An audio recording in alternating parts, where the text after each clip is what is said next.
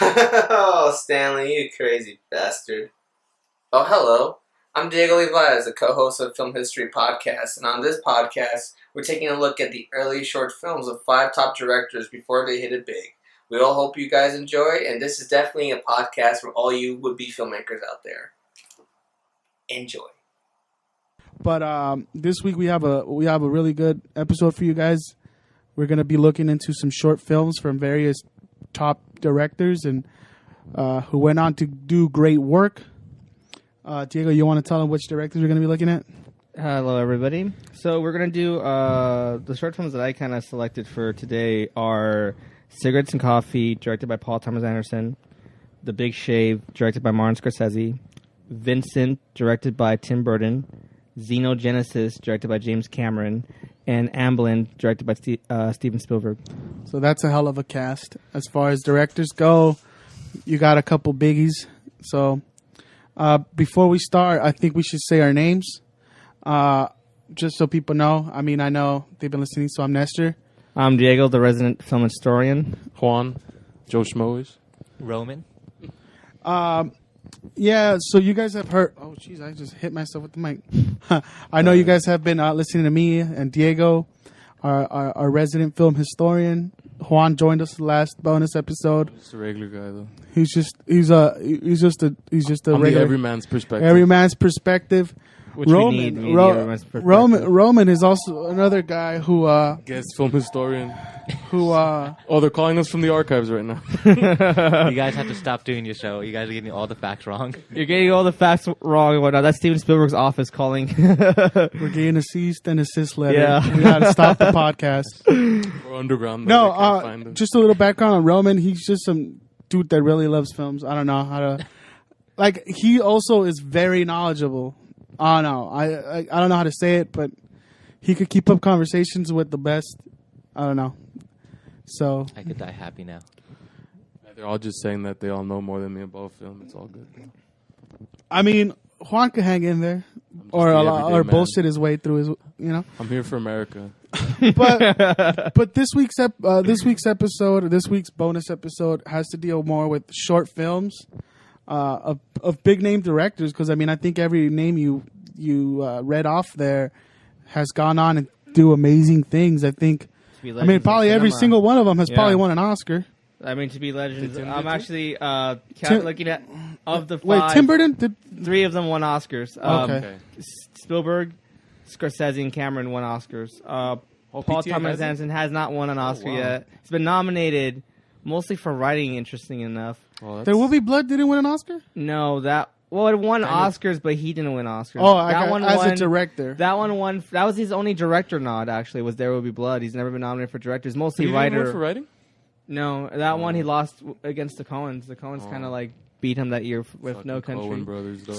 Yeah. Well, It's kind of hard. No Country No is really Country is good, a though. really good movie. I mean, it's sort of like a case of like 2 great movies There neck will be on blood, neck, though, man. neck and neck on those. But you they're know both what probably won excellent. it out was the fact that Daniel Day-Lewis was in There Will Be Blood, and they might have been like, oh, well. Favoritism. He He won. one of the greatest actors He right won now. the Oscar. Favoritism. Daniel Yeah, Day-Lewis. he won it. Yeah, he won Like it. he won.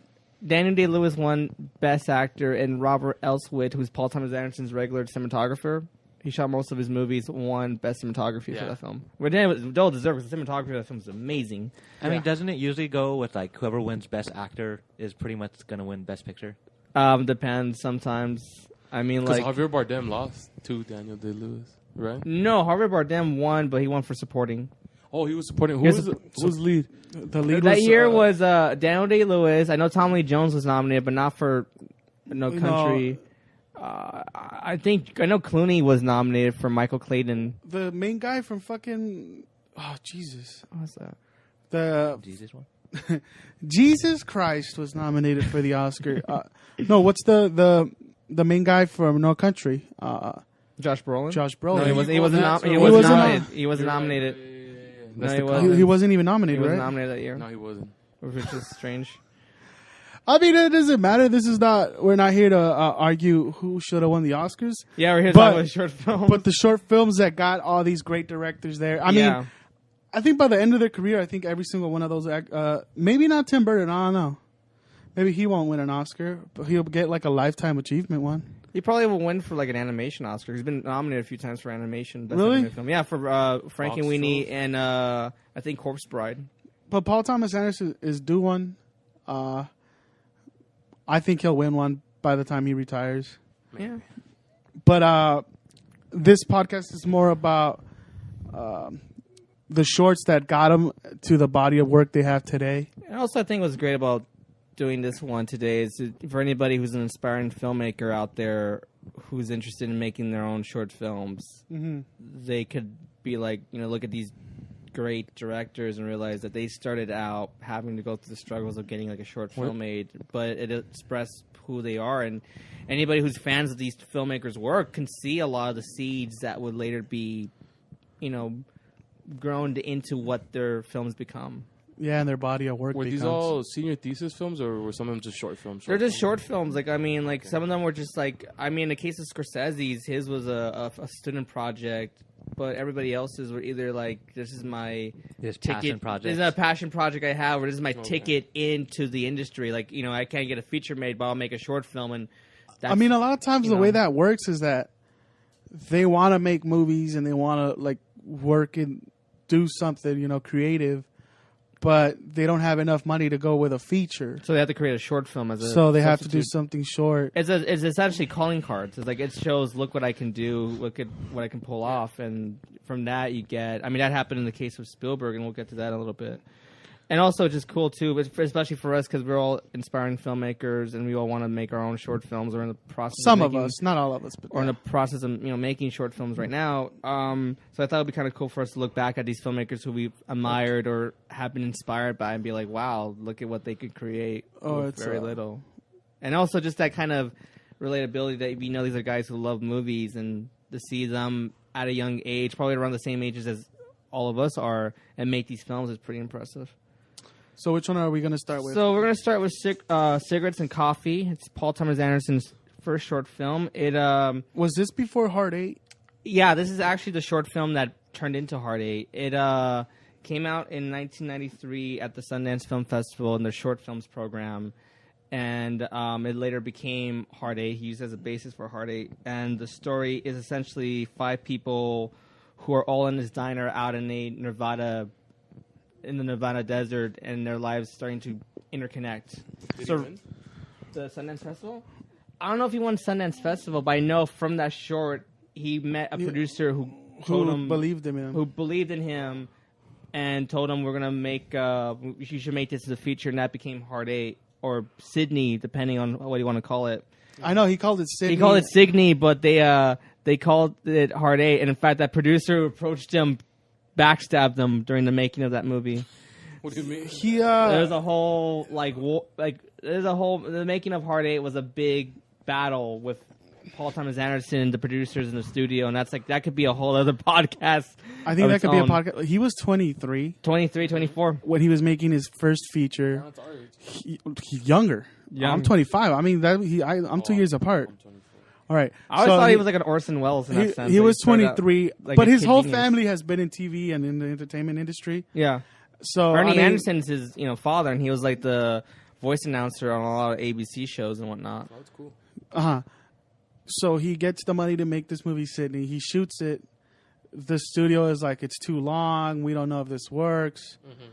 So I think they take it over and they Take it over and they start recutting They it. still recutting it, but it's not working. Oh, wow. And then he actually, long story short, was able to get his version out there, and they say, we'll release your version, but you got to call it Hard 8.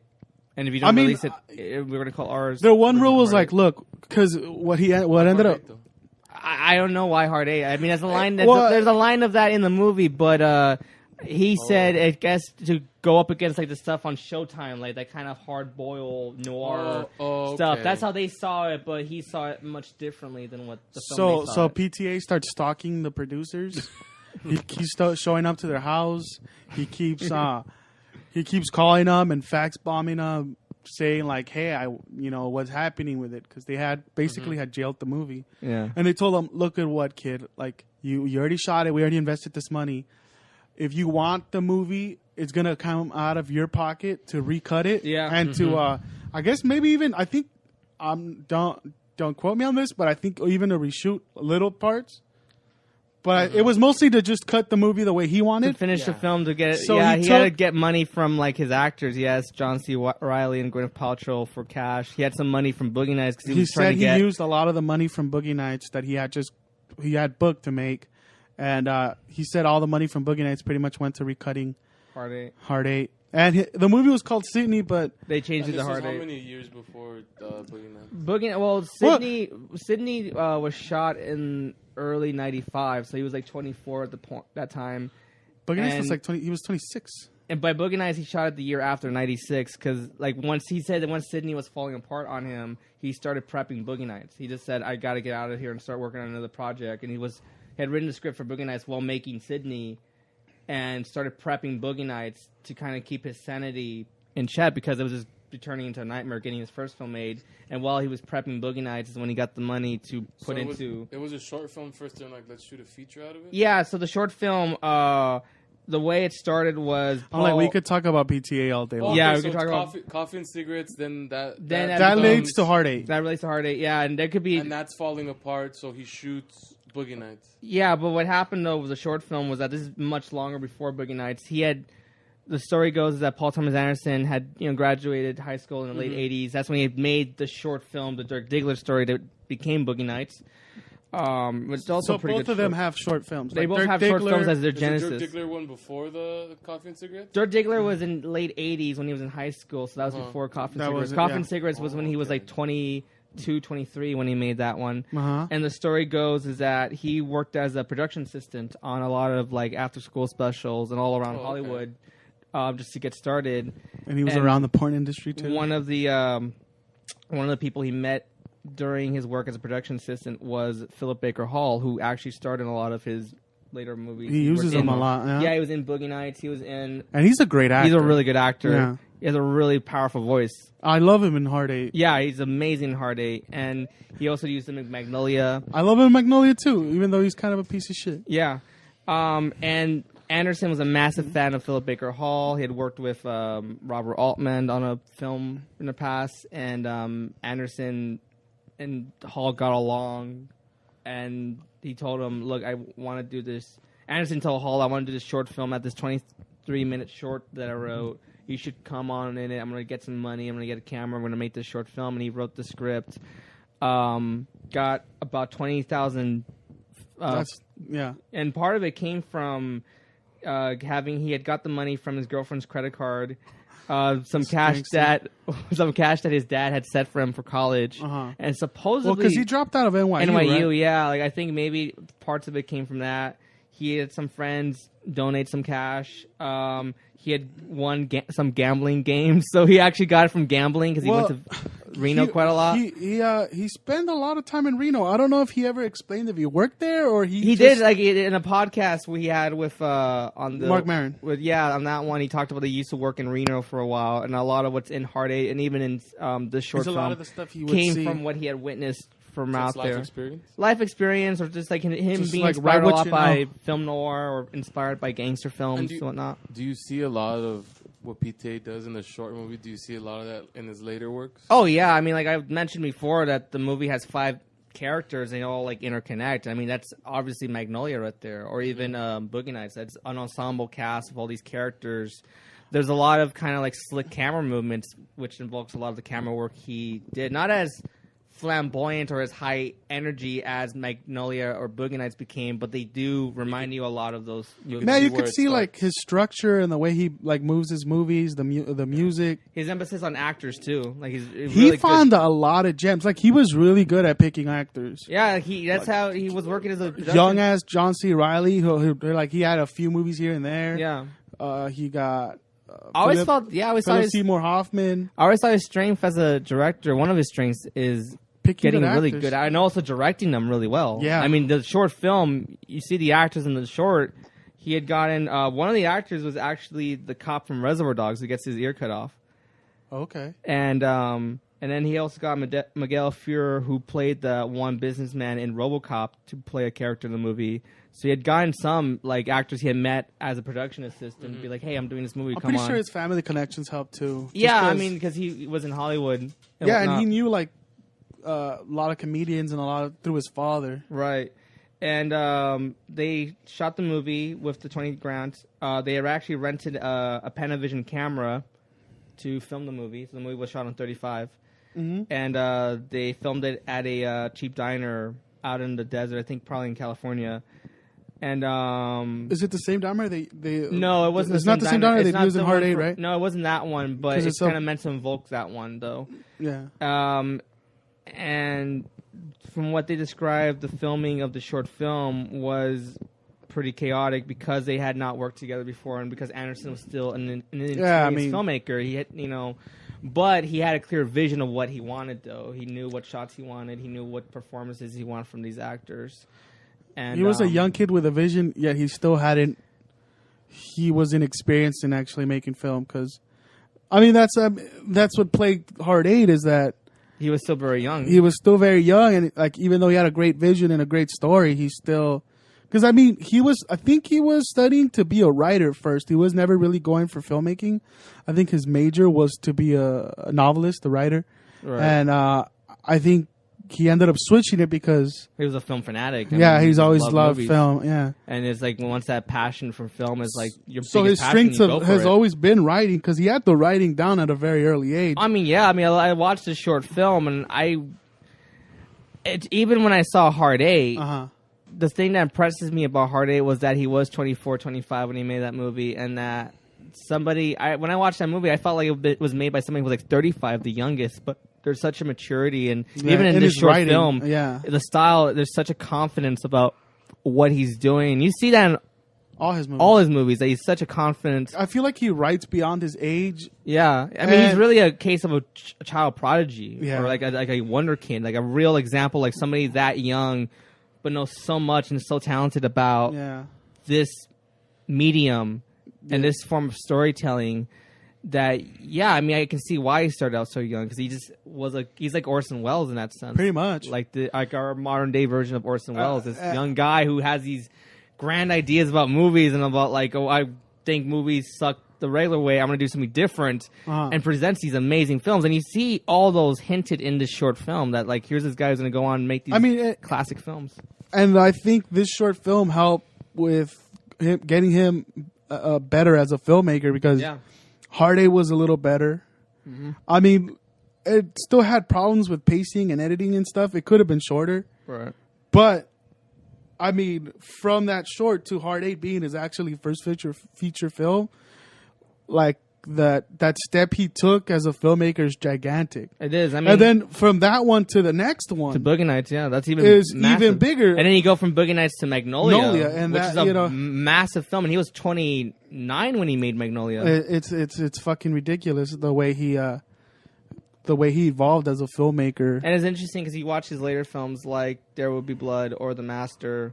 And you see that not as hyperkinetic as his youthful films are, but there's a sense of maturity, a sense of I've got this adolescent energy out in those earlier films. Yeah. Now I want to make something more my age or more have this kind of professional, real, again, with the same confidence, but with a more maturity in the style. Though. Yep. Yeah, I see. I even saw that maturity even in this short film. That it was just wow, it's this guy this young making this kind of short film. It's incredible. It was completely, and of that era, early '90s too. it was the beginning of all. And I think the reason he got Hard 8, he says, is because it was when Pulp Fiction had just taken off. They took a flyer on this kid named Tarantino. Yeah. They took a flyer on was it. What's not the VHS, the cassette, Sex and Sex, Lies and Videotapes. Steven Spielbergs, yeah, and all these indie movies are taking off and making money by these young filmmakers, fresh blood. So that's the reason he got a break. It was a time. It was a great time where you're in your 20s, you want to make movies, and it was a great time to be an independent filmmaker, making these independent films where you were actually having stronger resources than what was the decade prior. It was kind of a shame that the studio kind of backstabbed them and kind of tried to take over his film. He said that after that. It was Reissue Entertainment, actually. The Reissue Entertainment was the studio that made Hard 8. and they were known for making stuff like Saved by the Bell and Baywatch. Yeah, so like, you can picture like that with Paul Thomas Anderson, not a good mix at all. No, it's not. And I've actually he said Rideshare Entertainment went out of business in the late 90s. Yeah, I mean, they were gonna. But he said after that, he became a very protective filmmaker. He just he chose who he was gonna work with better. And I can understand that. Like, I mean, if you get screwed over on your first... And at that young age. Yeah. That young of age, when you're like in your mid-20s and you're still developing as a person and you're making this movie that you're very passionate about. And you think about getting screwed over right now. And you get fucked over by the studio. It's gonna have he even said in an interview, like it was like going into this world that you feel like it was this magical world. You're gonna get your dreams to come true. It was like baptism by fire. Pretty much. What the hell? We could talk about PTA all day. Yeah, I mean, there'll probably be an episode about just PTA himself. Yeah. I could talk about him all day. The guy's a genius. I mean, yeah. The next film we're gonna do is The Big Shave by Martin Scorsese. I mean, everybody knows who Scorsese is, so there's not much. I mean, if they don't, he's a genius. He's another film. He's probably genius. Now, Scorsese actually, unlike Cigarettes and Coffee, which was made by Anderson and his friends, this one was a film school project. Martin Scorsese famously went to NYU Film School in the mid. This is one of his short films. I think one of the reasons PTA went at NYU is because all those great filmmakers were coming out of NYU. Yeah, you had NYU. You had like Scorsese. You had Spike Lee. You had Joe Cohen going up to NYU. Oliver Stone. Todd Phillips went to NYU. All these like really fantastic film directors. Yeah, I mean that was just the path. If you wanted to be a filmmaker, you had to go to NYU. You had to go to USC. And also, like when you go to NYU, I mean, in New York University, it's much more of an art film driven. Like film school, right? Where something like say USC or UCLA, because it's in Los Angeles, it's more Hollywood driven or more. NYU's known for theater. That's it's more theater, so it's more of an art house. Yeah, it's type like of place. This is where we come to do art. Well, so it makes sense that like Martin Scorsese started up in that school. At the time, he had wanted to be a priest. He had wanted to go and becoming a priest himself, which makes sense when you watch all his movies. Because every film I feel of his, like be it Taxi Driver, Goodfellas, or Raging Bull, has a sort of religious underbent in all of them. What about The Last Temptation of Christ? Oh, that one's pretty obvious. Probably the biggest one. That's right? the most obvious one. But even like in like his gangster flicks are very subtle. Like I always like to think Goodfellas to me is a different take on the Freudian tale, the deal with the devil. When you think about it, they're fucking people's minds right now, yo. Yeah. And even he talked about making Taxi Driver, and he said Travis Bickle to me, De Niro's character, is like an avenging angel. He's like, it's like the angel of death coming out and ridding the world of pure and filth and all that stuff. So there's a lot of like religious underbents into his work, and Wall Street. Yeah, and that it just makes sense that he has that, and that he came from wanting to be a priest and decided, I'd rather be a filmmaker because I'm more passionate about cinema. So he went to NYU Film School.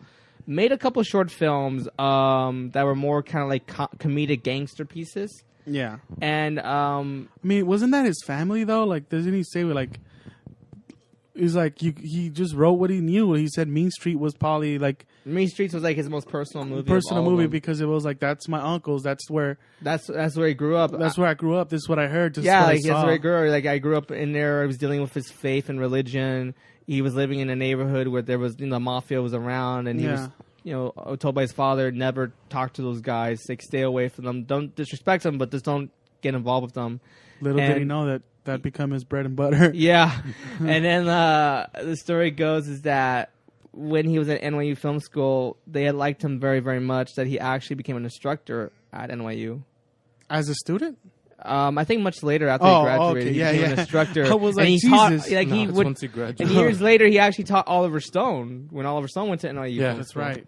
But this short film, The Big Shave, I think he made it while he was probably a film student himself, or maybe he made it for a class called Sight and Sound Film, which was a film production class at Tisch School of the Arts, which is at NYU.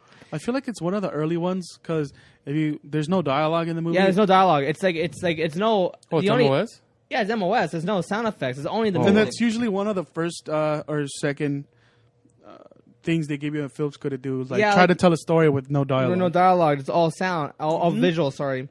And the funny thing about it is that this was after the first two short films he made, which were more gangster comedy pieces. This one interesting. The plot of this one is a kind of all-American looking man walking into a bathroom, shaving his beard off, and then he continues to shave, and as he continues to shave, he starts cutting his skin. It gets deeper and deeper, and then he starts getting more bloodier and bloodier and bloodier, and at one point he even slits his throat, and you see this gore covering this very pristine bathroom, and that's pretty much it. That's the whole short, but what's interesting about the short, and it's such a kind of like, I mean, if you know Scorsese, and you know that a lot of his films have that kind of gory violence, this is a real precursor to that. He even fades to red at one point, which he does in quite a lot of movies, because he loves the red color, that kind of flamboyant color, which reminds me a lot of like 30s musicals, like Vincent Minnelli musicals and whatnot, that kind of flamboyant, bright colors. I'm like, and he does that a lot in The Departed. Yeah, and then he does a lot of crazy editorial tricks too, which invokes Goodfellas or invokes Raging Bull or Departed. Right. But what his comment on the movie, and it's said at the end of the credits, at one point the credits has Viet 67, which is actually a comment on the Vietnam War. So when you have this guy who looks all American going into a clean bathroom and he's shaving himself to make himself look better, but he ends up mutilating himself, it's really Scorsese's comment on the Vietnam War. How so? Well, think about it. You have a guy who looks all American, could look like a soldier going into war, and he ends up making himself look bad, cutting himself. It looks gory. It's like the gory mess of what Vietnam became. It's a direct reflection of America. Yeah. Within saying that, I mean, it's the like duality of man. That's for everything. But no, within saying that, I mean, you try to fix something, make it perfect. Right. When it's like, well, obviously, like he's shaved and he's clean shaved, but since he keeps on doing it, now it's like you said, like he's mutilating it. And he's mutilating the image of America. Yeah. So within even going back to what you were saying earlier with the whole religious aspect, and with the, I mean, I feel with a lot of Scorsese films, you have a lot of the main characters kind of having to shut off the human aspect. So from the short film of the guy actually shaving off, like shedding off the human aspect, because I mean now he's mutilating himself. Yeah, exactly. There's even a sense of like you spillage see, like of blood and Taxi Driver, like he's struggling with the idea of like, I mean, one, he doesn't even want to get a gun, and the guy's like, here, take my gun. So I mean, with that, with even the Departed, like you have Leo's character, like he's supposed to be the cop undercover. I mean, spoilers if nobody's ever seen any of these. They should have saw Departed, because Departed is an amazing film. I mean, that's what got Scorsese the Oscar. Well deserved. So within saying that, like Leo's character is having struggles. I mean, mentally, because I mean he's been going to therapists and all that. Yeah. And again, like I think within they keep on having to shed or like have to be like less human. Right. And I mean, from I guess religious aspect I was going with is I mean, the use of blood. A lot of the Scorsese films are just about personal struggles and between good and evil. I get it. Yeah, internal good and evil. But also something I noticed about all his movies, that all his lead characters in his films, be it like Travis Bickle from Taxi Driver, Jake LaMotta from Raging Bull, or Henry Hill in Goodfellas, a lot of his characters are very self-destructive. Like they kind of end up wrecking their own lives by their own actions. I mean, Wolf of Wall Street. And Wolf of Wall Street, like he's a very self-destructive guy. And he wrecks his own life. As he had an out, and he came, I'm coming back. Yeah, and he keeps wrecking his life, and it's like they're characters who end up destroying themselves by their action, and you see that by this character kind of mutilating himself. It is about people who. Wow. Yeah, I never noticed that. That's the fall of man. It's the fall of man, which is also elements that are in religion, or in Bible. It's like man's his worst enemy. Man's the one that messes up. Exactly. God gives you all the opportunities. And you're gonna mess. You mess them up with your own free will. Yeah, to repent your sins, and at some point, in order to repent your sins, you have to spill blood. So I thought that's. But to just drive his point back about how it's a reflection of the Vietnam War. Yeah. America was going to war because they are the white knight of capitalism, and they have to go protect it in Southeast Asia from the communists. But by doing this and fighting the war, I mean, France backs out. Yeah. South Vietnam isn't even strong enough to do it on their own. It's us basically fighting, and all we're doing is making ourselves look worse on the world stage, because it's like They're burning villages with napalm. They're mistreating their soldiers. Like, we're fighting. Like, our soldiers are dying and dying and dying for something that's not even our fight. Like, the people in Vietnam don't even want Let's not forget, body count was 1 for every 10 of them, dog. Yeah, but it just turned into a it's bloody not mess. our war to No, fight. I know. I'm just joking. Like, it turned into a bloody mess. That's I mean, you just- see that in the short film. Like, that which is- bathroom where the character does his shaving turns into a massive bloody It's a mess. perfect parallel because we see ourselves as good. Like, we're trying to save. Like, we're perfect. We're all American. We're trying yeah, to I save mean, from capitalism. The bathroom, everything was pristine. Everything was super white. Yeah, And it then goes back to that capitalistic And then at idea. the end, I think even the titles weren't on a red card. Right. No, they were on a red card at Yeah. the end. Everything turns like bright red. I mean, when the movie starts, it starts with a blue background, blue-white background. And what I like about the short is, like, you could tell this is an early filmmaker. Like, it's still, because it's as well made as it is, it's still a little bit amateurish. It is. Yeah. I mean, it is. An And I amateurish mean film. that's not that's not a dig on it. It's still great, and It is a great short. Yeah, I mean, it's amateurish, but then again, he was starting out. Like, yeah, no, that's it's exactly. And even just, geniuses start out amateurishly. No, you know, they it have just to. happens. If you think about it, like, if once you bring in the parallel to Vietnam War, it's pretty genius. Yeah, it is. a no, genius. of course. It's like, without it, all right, yeah, it's like it's just some guy cutting himself up. Like, you could be like, oh, I don't know, this was trying to do horror or something. Yeah, maybe it's like doing a But horror. Well, because short. it's pretty gory. Yeah. This is a commentary piece now. Like, now it's like, if you think about it that way, it's like it's pretty a protest smart. film. Like, it's pretty smart, man. It's a Like, protest film. That's what it is, essentially. And Martin Scorsese movies are pretty gory. So But it's interesting. We go back to like talking earlier in the podcast that these are like little hints and foreshadows to of filmmakers. who are they going to become? And this is a great foreshadow to Scorsese in a weird way. And I kind of like this one a lot. I think it's a really good short film. Very it's a very film with- simple short that says a lot. Yeah. It's a Scorsese film. It's a film that has depth, but it still has the gore that regular people like. Right. So we could also talk about Scorsese for a full episode. Yeah, I it could think be we should another move podcast. on. Yeah. So Yeah. the next short we're doing is, and this is for the Tim Burton fans. It's his Where are they at, first short though? film, Vincent, which came out in 1982 as a stop-motion horror short that was actually produced by Disney Studios. And Disney doing a horror film. That's an interesting one. Now, this one has a lot of interesting backstory behind it. Tim Burton, I mean, obviously also doesn't need any introduction. Started out as an animator in CalArts. Mm-hmm. And I made some animated short films there. Frankenweenie. No, Frankenweenie was much after. He did that after Vincent. After Vincent, yeah. And that was like live action. But he started out making a short film called Stalk of the Celery Monster. And that short film had become... Because he had gone to CalArts on a scholarship, but the story goes is that the funds were misdirected, so he had no money, so he had to pay for his time at CalArts with tons of loans, which he had no idea how he was going to repay back. What do you mean they were misdirected? They were misdirected. There was some error in the scholarship or something like that. I don't know the whole story. That's what I heard. Jesus. And he had to take out loans just to pay Hell for his yeah. time I mean, I think there. We all been there. Yeah. that's what I was about to say. I'm like, and CalArts is expensive. It's very expensive. Yeah, I mean, CalArts started out as a training ground for a lot of Disney animators. Yeah. Like Walt Disney said, I want to start a school where a lot of animators can start training and whatnot. Pixar, dog. And a lot of the Pixar guys. And interesting you mentioned Pixar because Tim Burton was friends with a lot of the Pixar guys there. Yeah, they were all there They're together. all there John together. He Lasseter? met John Lasseter. He met Brad Bird there. Is the word. And one of the other guys he met there was Henry Selick, who directed Nightmare Before Christmas. So a lot of these guys were friends and knew each other and whatnot. Let's also acknowledge the good pun that is the title, The Stalk of the Celery Monster. Right. That's a pun, dog, and it's Yeah. clever. Stop. Salad. Yeah, like that one. I remember actually seeing that one, and it's about some kind of mad scientist dentist, and it has a lot of the elements that were. So he's already like getting all my fears. He's like that one's about this mad scientist dentist and this weird monster assistant, and they are The celery monster. yeah a celery A monster. stalk of something. And they're doing a procedure on some woman, and she leaves, guy's and he on that calls Shakespeare the level. next victim in, like who's next, and it's kind of like a Tim Burton short, really. It's like it's gothic You and can see it.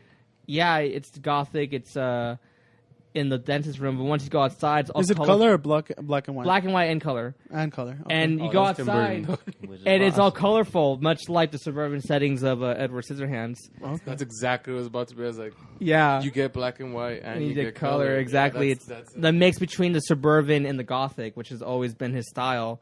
And so what happened was, on the strength of that short film, he got accepted to be he got hired to be an animator for Disney, and he worked on a couple of their films. One was Fox and the Hound, That's a good one. and then another one was The Black Cauldron. And this is during Disney's. Anybody who knows anything about the Disney stuff, this is during their dark ages. It was like not going well for them. Walt Disney had passed away years prior. They were still they were struggling at the It's time. past their golden age. Well, It was really That's why these are the ones before the resurgence in the 90s. before the Renaissance. This is the ones that you get before, where it's like the Black Cauldron, the King Arthur stories, all that, like the Merlin stuff. Sword like, in you the get all Stone. that stuff. Yeah, Sword in the Stone. That's what it's called. I think Sword of Stone was in the 60s, actually. Oh yeah. Yeah, Oh, that wow. was. I mean, that may have been around, because I know the. Still technically before I know the they had 90s. the two brothers doing the music for that, and they were Disney's go-to composers. Oh wow. And what happened was, Burton worked as an animator, but hated working as an animator at Disney. He said, and it's such an interesting story, that he would actually go to his animation desk and for 9 hours fall asleep at the desk. Just had no ideas of how to do their style. He just thought, I don't get their Plus, he has a really distinctive He has style. a very distinctive style. And when he tried Like- drawing animals for, because Disney has a style of their own, Yeah. and that's what they want the animators to do, where Burton has his own visual style, and he wants to do more of that. So there were a couple executives. He actually said that when he would draw characters, he said they looked more like roadkill than like Yeah. what Disney Than wanted. What Disney wanted. And there were a couple of executives who met Burton, who saw some of his artwork and thought, this guy has talent. There's He's something there. There's something there. And what they did is they gave him $60,000 and said, we're going to give you $60,000. So they just commissioned. Yeah, they just commissioned, do what you want. Do a Here, short film that here's you want. $60,000. Go do something. Yeah, go do something, because we think you're talented. We just don't know if you're here, because Burton wanted to leave Disney. He just said, this is not working They're out like, for you're me. talented, but we don't know if you're Disney. Well, here- star. Like, Here's $60,000. Go make something. Yeah. So what he did is that he had written a short poem He paid his loans. like the good about Samaritan. a short poem about Vincent Price, the legendary horror actor of the 1950s and 40s. 'Cause Burton was a massive fan of his work. He said when he was growing up in suburban Burbank, he said that he watched a lot of Vincent Price's films, and it had a huge impact on his childhood, because he felt very different, not ordinary like everybody else and whatnot, and that he enjoyed watching Vincent Price much more than, because this is the days of like Clint Eastwood or these like big macho movie stars, and here he was looking up to Vincent Price, who does these strange, dark, gothic horror stories.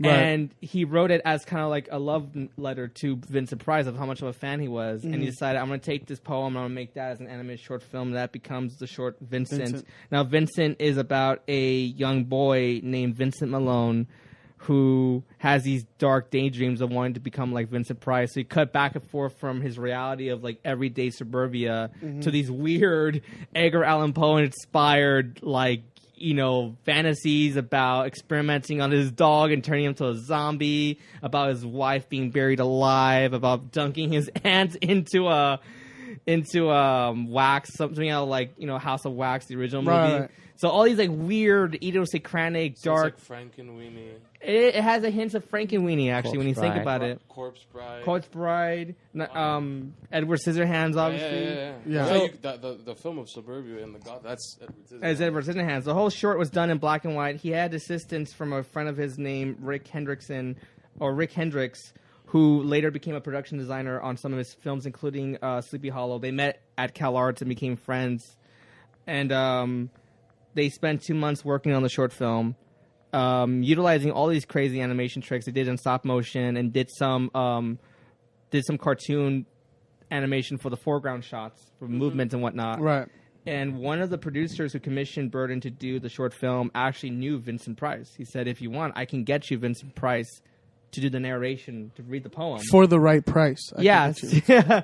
And he got Vincent Price, and Vincent Price read it, and he loved it. Uh-huh. It got along with Burton, and he even said that the short film was, and I quote, The most gratifying thing that ever happened. It was immortality, better than a star on a Hollywood boulevard. Well, it's a love letter to It's him. a love letter. I mean, it's this short film that kind of epitomizes what Price meant to Burton at such a young age.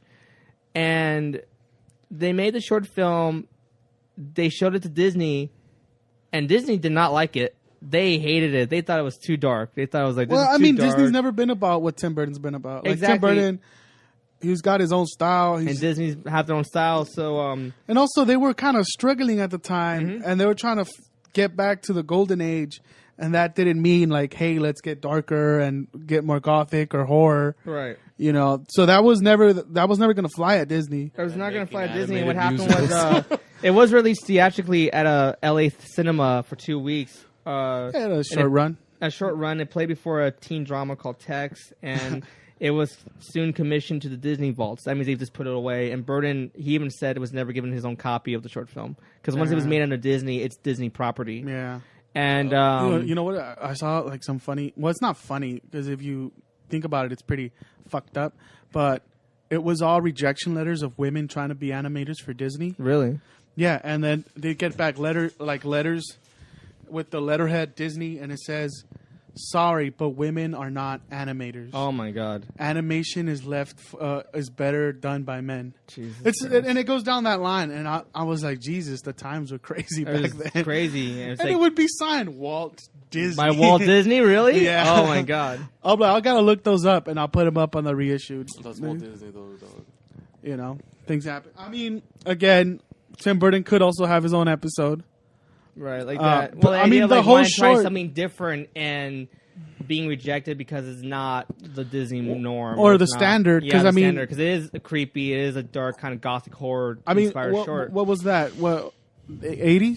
It was like early '80s. It was '82, and The Tim Cure, Burton was dog. like 24. So, at the time I he mean, made it. animation And saying had that not. The Cure released their Yeah, animation gothic was still stuff kind of around like there. it was in the dark ages at that point. The only animation stuff that was out at that time that was popular was like Saturday morning cartoons. That was kind of the big thing at the time. Well, I mean, and in stop motion, it'd be probably the Christmas stuff.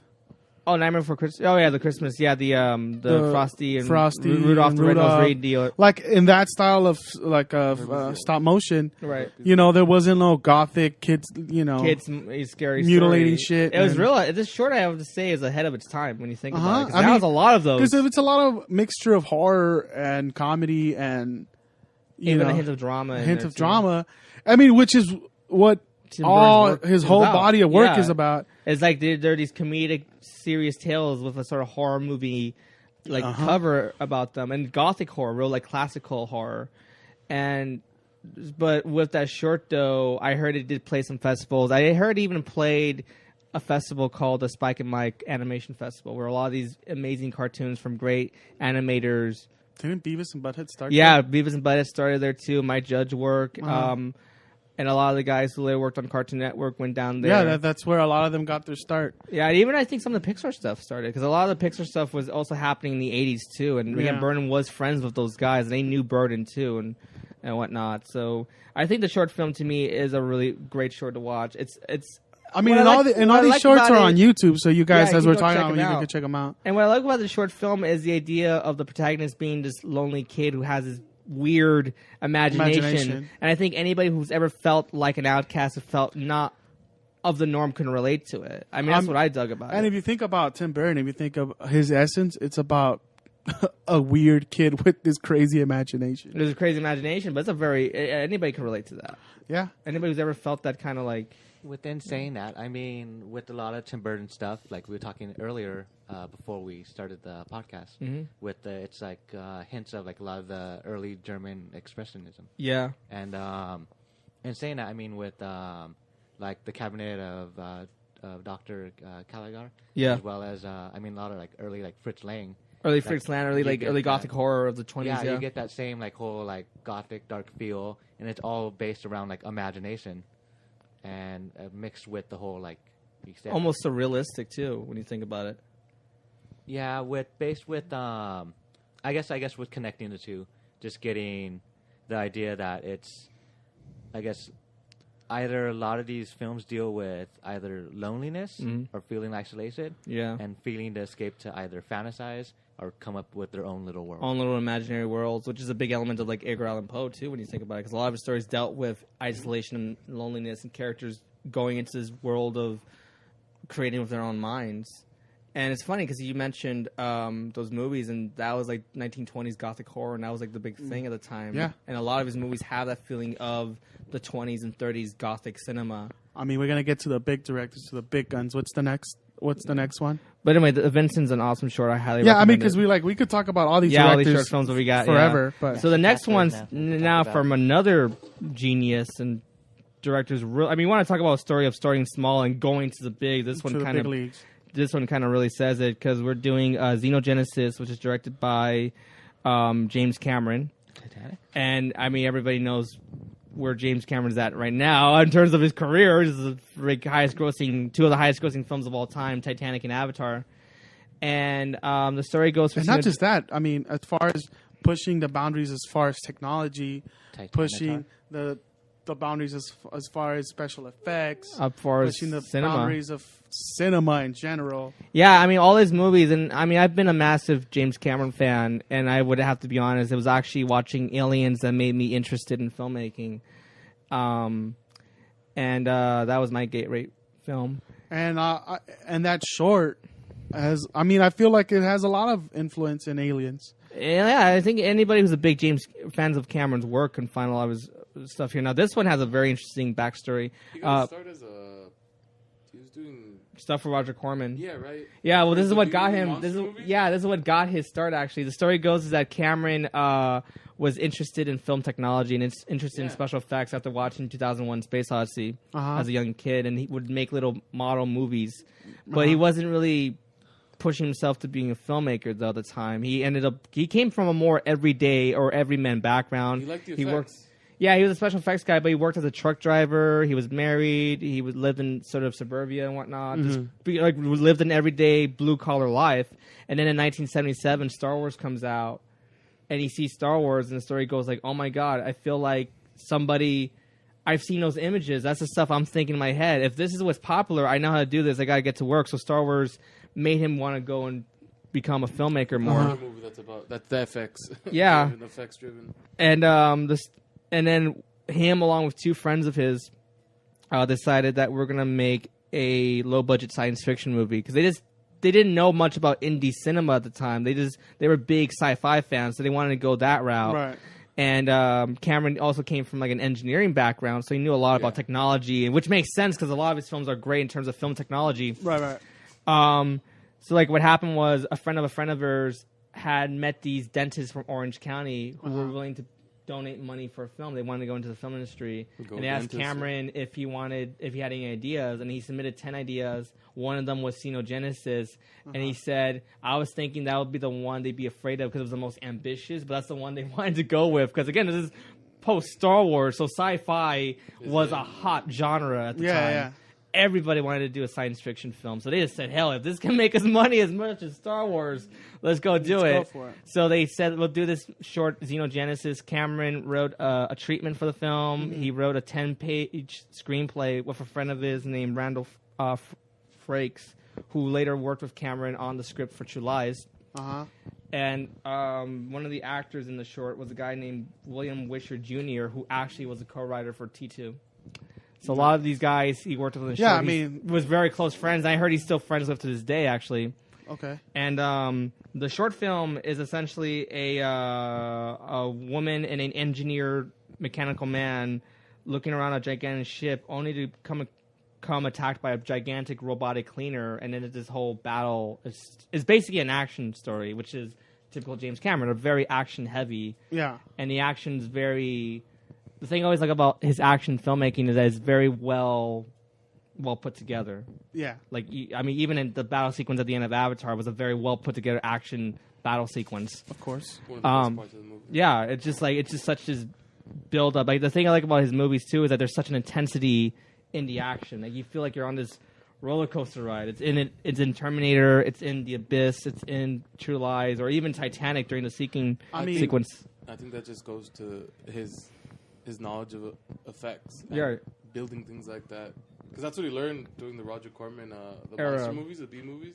Was building and doing it yourself because he's extremely, unlike most Hollywood filmmakers, he's very hands-on. Like most directors kind of say, I want this, give it to somebody, they have to go figure it out. No, he goes in, I'm going to join in with you guys and figure it out, figure out how we're going to do this technology, how we're going to do these effects. And you see this in the short. I mean, for a 1970s movie, like as far as the special effects, the robots, the movement, it's really impressive.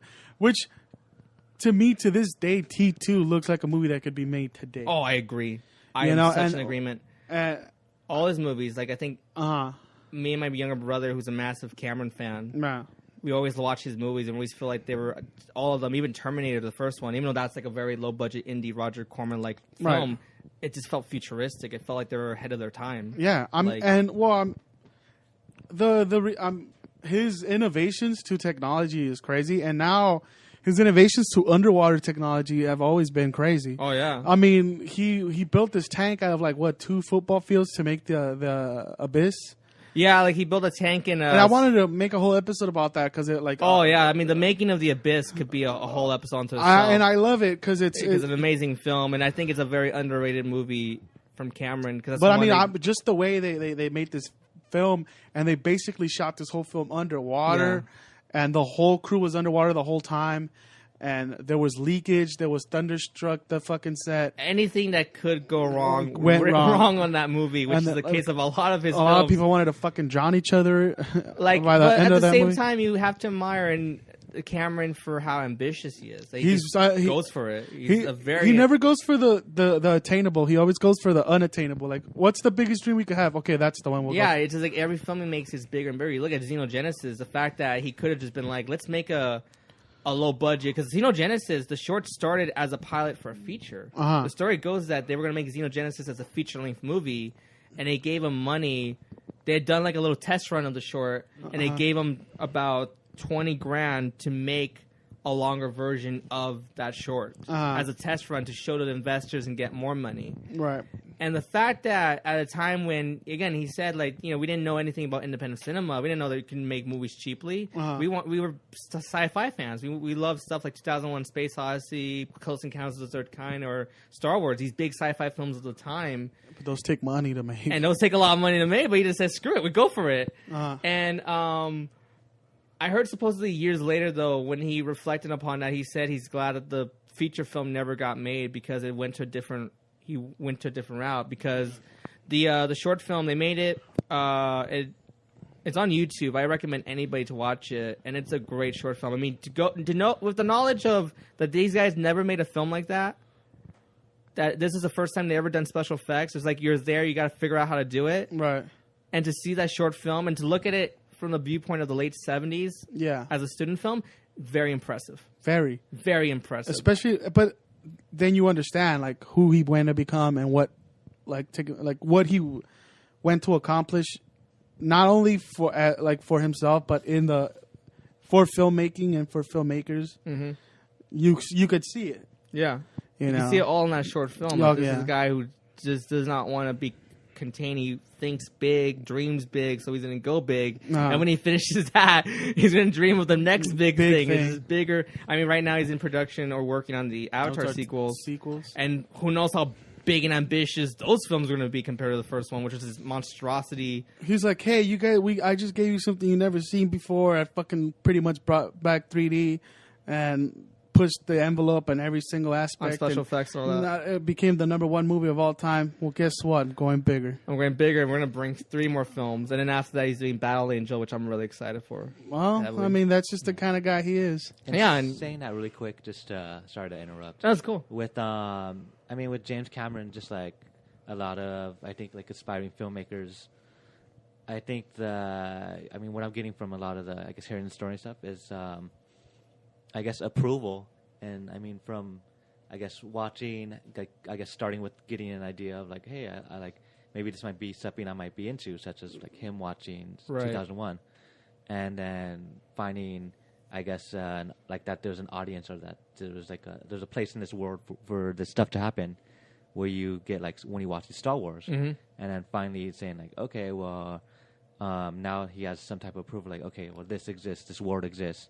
So then he, like you said, like he does 10 ideas, and it turned out like you said, the most ambitious one gets approved. So again, approval. So I guess just for any aspiring filmmaker, like just go big. Yeah, like I mean, you only get one shot, and I mean, it doesn't matter what you want to do. There is an audience for it. There is an audience for it. Yeah, this is during the 70s when sci-fi was coming back alive, and the genre was really taking over. And Cameron was obviously the massive and just science having fiction I guess fan. that support system of being like, it's okay, like it's okay to do this. I mean, it is. And then talking about directors that went to have a cultural impact and just probably one of the biggest directors of the next short, Amberlin. Yeah, and we'll get to Amberlin in a second, but I just want to kind of conclude with you wanted to conclude it? Go ahead. Xenogenesis. But yeah, in fact, you were talking about him working with Roger Corman.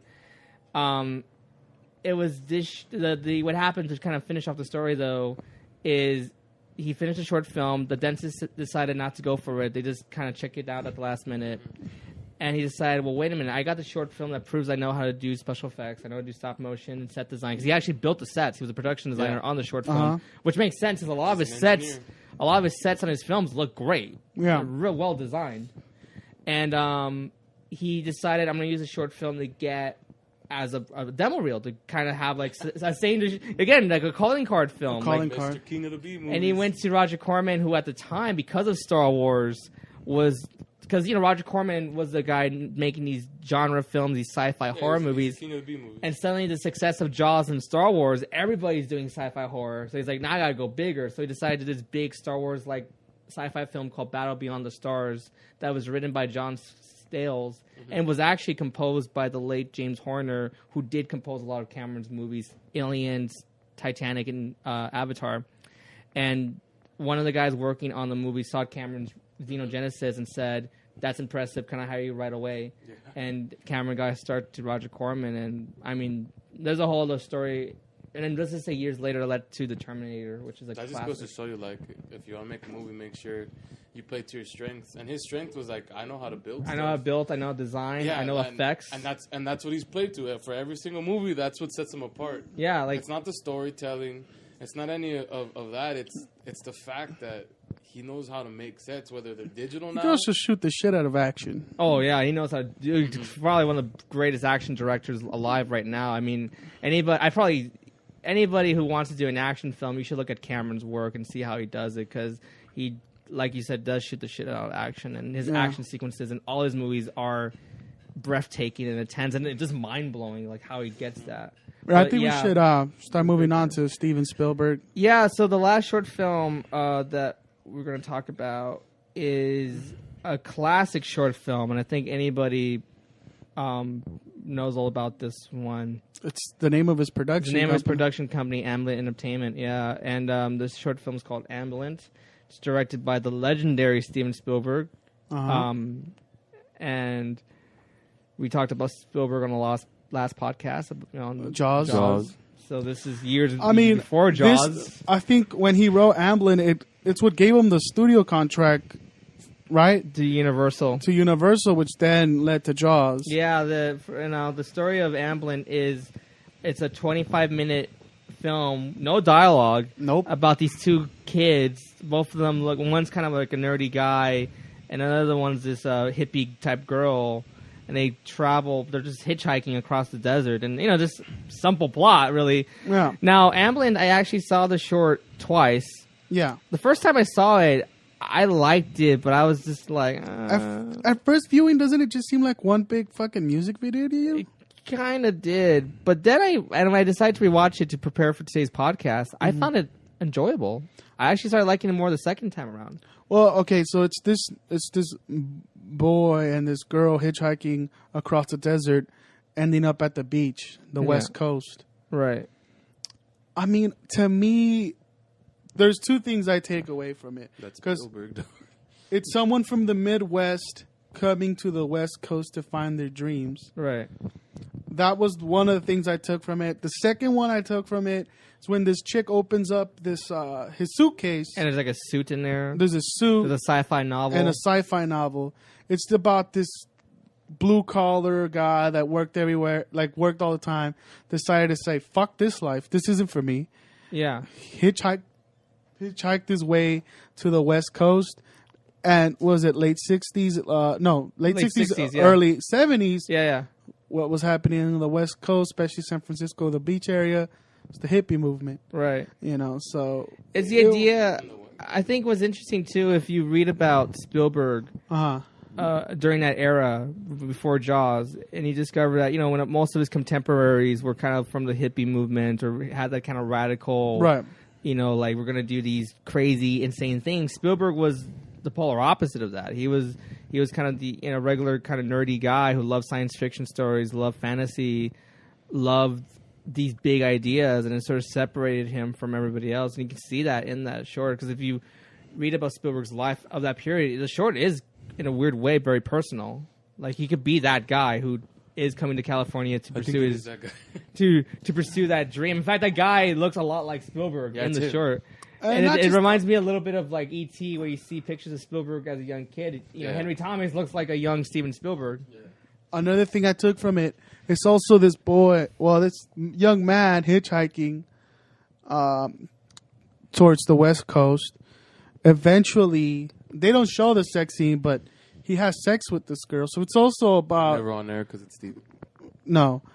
About this boy becoming a man. I mean, you could take a lot of things. Movie. That's all like Steven Spielberg. Steven Spielberg's whole movie is about coming of age. It's coming of age, and a lot of his movies are about characters developing or becoming better people. Yeah. I mean, go back to our conversation about Jaws, the chief of police becoming a better chief of police at the end. Yeah. They're about people, or even Schindler's List, this kind of cold-hearted businessman. Oscar Schindler, the womanizing. Yeah, there's like really greedy, who ends up saving the lives of thousands of Jews. They're about characters who come of age, and Amberlin has that theme of people who, this guy who ends up coming of age. It is because it's funny how I get it, coming of age. I get it. And I thought that was interesting. I didn't realize that the first time around, because like I said, the first time I saw it, I didn't get it, but then the second time I saw it, I got it more. Because the movie's so polished, it looks like one big music video.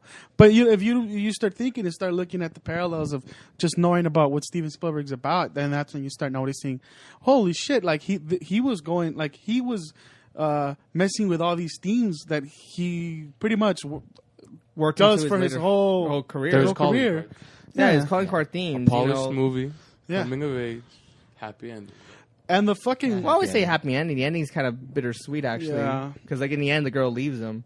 But he made it, though. But he made it, though. Yeah, it's true. He made it to where he was going, though. But it's also about... Because I said it was becoming a man, and a lot of time becoming a man is losing your first love, Exactly. And what I also like about the short is... In fact, it was actually shot by the same guy who shot E.T., Alan Davinoff, I think, was the cinematographer. And you can see a lot of the color, schemes. It was really great shot, from what I read, that the production was kind of grueling. It was pretty grueling. I heard Spielberg, because it was his big, real short film, right, that he actually, every time he came on set, he would throw up. He was so nervous. Yeah, just like Jaws. It's Jaws all over again, instead of not sleeping. He's throwing up. That made me laugh. That it's like, because now when you think about it, it's kind of silly to think that one of the greatest directors of all time was nervous. This guy would throw up before he would ever step on set, But it makes him relatable, though. I think. Yeah, of course. It humanizes him. Yeah, it humanizes them. Like you see this guy, because everything Spielberg, you think he's the directing giant. Yeah, he's like the directing giant, this gigantic filmmaker who's almost like a kind of. Well, that's how you know that his movies are personal. Like, if that's him, those are his movies. Yeah. And the story goes for the production of this one, he had met a guy by the name of Dennis C. Hoffman who had some cash and wanted to be a producer and decided to invest into the movie. Spielberg wrote the screenplay and directed it and assembled all this crew and got the actors. I think the lead actor, worked as a librarian, actually. Right. And they shot the movie, and once it was finished, Spielberg he was already friendly with a lot of people on the set of Universal. Like this, there's a classic story that while on tour at Universal Studios, he got off the tour and met this guy who became a friend of his, and he started hanging out this whole summer at the Universal lot while he was still in high school. Yeah. So he became friendly with a lot of people around there, and he was able to go back with the short Ambulance and say, "Here's a short film." And he presented it to a guy by the name of Sid Sheinberg, who we talked about on the last podcast, who at the time was president of the television division for Universal, And Scheinberg loved the short and said, "I'm going to sign you for a 7-year contract." That led to Duel. And that led to Duel. And Spielberg at the time didn't want to do TV. He's like, I don't want to do TV. I want to do movies. I'm going to make films. But he just realized, look, if I'm ever going to... This is my shot. I mean, my shot. Yeah. You just got to go for it. And he said he learned a lot. Like, the TV filmmaking was like his film school. Yeah. In a way. Like, that was him. He dropped out of school at Long Beach State University. Cal State, Long Beach. He went to and he just went and made these TV stuff. He worked with Joan Crawford on a TV series, Night Gallery.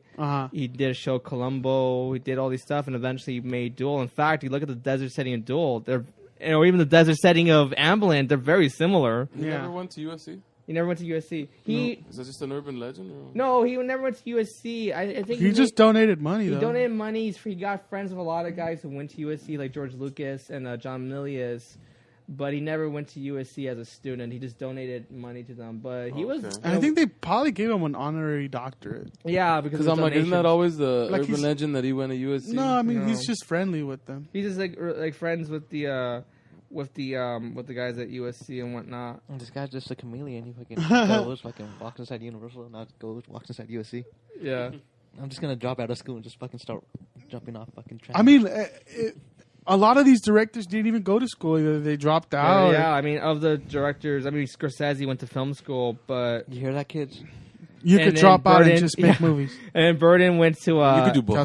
Cal State as an Cal Arts and major as an animator. Right. And dropped out. But the other three guys never. Like Cameron never went to film school. He was self-taught.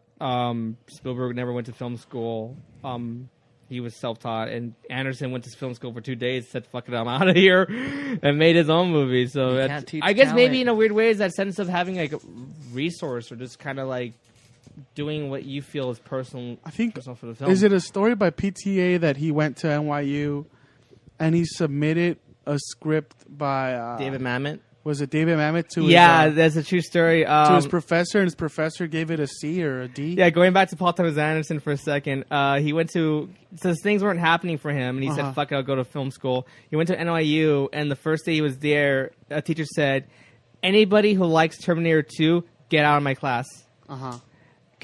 And Anderson's like, well, that's not fair, you know. Like, what if somebody here likes Terminator 2? I love Terminator 2. What if this guy likes Terminator 2? It's like the film school way of saying, we're not going to write Hollywood blockbuster. We're going to write serious, artsy.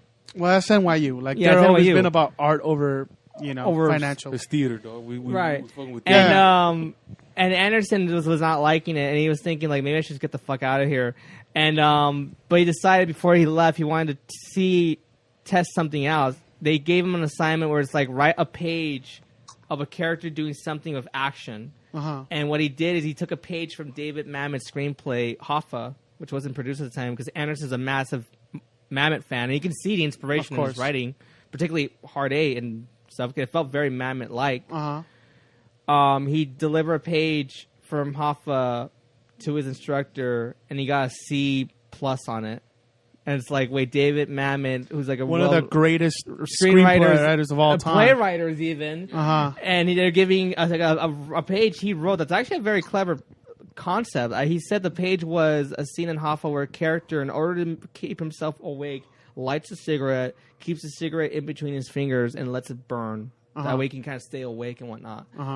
And they just gave him a C, and he just said, "Fucking, I'm out of here." He's like, "They're talking shit about." Yeah, that's when you figure out if they're talking shit about James Cameron and David Mamet. What the fuck should I be here? You know? Well, I mean, to be fair, film people are kind of salty. Yeah, and well, not salty, but it's kind of like taking the veil out of film school, and like it's all full of shit, and it's all subjective. Well, yeah, like everything is bullshit. Yeah, right. That's what I'm saying. Like, that's art in general. The people that are successful in that field and doing it, they feel bitter about it because it's not them. Because in film, it's a dream, and it's personal to you. Like, so as filmmakers, it's personal, and if someone's doing better than you, you take it personally. That's what I'm trying to say. Like, man, there's so many other short films I wanted to talk about and get. Yeah, but we've kind of gone a little bit over the time. I think we could have. I have one question. Out of seeing all these short films, and do you think without having the knowledge of knowing what these directors become, you think you could definitely like see all the talent there? because I know, like you were saying, like especially with like the Scorsese film, it does see amateurs, but then after what you see what he becomes, then it's like, oh wow, That's when you some see the merit to it. genius. So I mean, from which of these directors do you feel like, which I guess out of the short films everybody watched, you see like, oh wow, like I could see this guy going somewhere. When I saw the James Cameron short and Sure. was looking at it from like a perspective of like, okay, this is 1970s when he made it. He was an amateur filmmaker. Okay. That was impressive. Like, holy shoot. Like that. Are you asking of which one without context is the best one? Yeah, without knowing what these guys become, without knowing the or future our of these favorite people. ones? Or just it's just being. I think he's just this is asking all out subjective. of, like without any context, which one of these is good on its own. Like, I think the Tim Burton one. Yeah, I think the Burton one too. I agree. And I don't really like Tim Burton, So but where's here's the this. Oscar? And you know, the Tim Burton one for an animated film, It was very impressive. very, very impressive. so the James Cameron and the Tim Burton. Like, I mean, the James Cameron one, yeah, that I one's agreed. impressive on its own. On his own because of the technicalities. The- But with Burton's, that had like an imagination towards it. That had a real, like, I mean, if you didn't know who Tim Burton was and you watched that short film Vincent, and you get exactly what he's about. you get what he's about. It's like that one says everything about him, and it's extremely personal. That short, like you just felt like it's everything he loves, like his love of horror movies, growing up in suburbia. He comes from loving of cartoons. It's an animated short film. Yeah. He also talked about loving Dr. Seuss, and there's a lot of Dr. Seuss like imagery. And you mentioned, You've always seen that though. yeah, and you mentioned the early Gothic horror films of the 20s, the Fritz Lang stuff. You can see a lot of that. So I think, in a weird way, of the five, that one's probably the most personal. Personal because- and polished one. I mean, Yeah, all 'cause the that- other like Steven Spielberg one. That's personal if you know about him at the Yeah. time. So that's what I was gonna say next. I'm like, it's weird that you said, I guess, personal and polished, because then next was gonna be Steven Spielberg, which when we described it, it's a really polished short film, as well as being extremely personal, just because he is that nerdy kid. Yeah, it's Yeah. personal if you know about what Spielberg was going through at the time, or read about what he was going through at the time. The Cameron one is more Cameron kind of living out those fantasies of like, I'm going to get to do a sci-fi Star Wars like film. Scorsese's film was more of a political statement movie. Yeah, it's more about what was going on in the '60s. That's a student film. That's more of a student film. Because it was in the. NYU when you made that one. Yeah. Yeah, Like, that was more of a that's- student film. And then Paul Thomas Anderson, that one felt more like a... He's like a whiz kid, like Like shit. a calling card. Yeah. Like that one, I would say of the five, felt more like a calling card. Like, look what I can do with screenplay and directing. Like his shit more is like, oh my god, this kid has a lot of potential. Yeah, like that one shows potential. Like if you want to get a job in Hollywood, you make something like that, pretty much, and you'll get it. But I think of the five, Tim Burton's felt like the most... It felt like it had a beginning, middle, end. It had end. polished. It showed everything he's about and everything he becomes after, And it's- without knowing knowing anything. Without knowing anything about these guys' Burtons, I For think. sure. Okay, I was just curious. Yeah. But no, we definitely gonna have more short segments about famous directors and their short films, and even some of these directors and other short films they made. I think that's a subject we could always come back to, and these are fun because you get to see You get to see how a lot of big these come out. directors and how they started and the things they made. Yeah, because we wanted to do more film directors, but No, I mean just time. due to time. Most of and these we- are on YouTube too. And Yeah, they're on YouTube. All five of them are on YouTube. We're gonna be putting them up. Hope you guys enjoyed it. Hope you guys learned something. Again, we reissued some of these. I'm Nestor, I'm Diego. Juan. Roman. and this is Film History Reissued.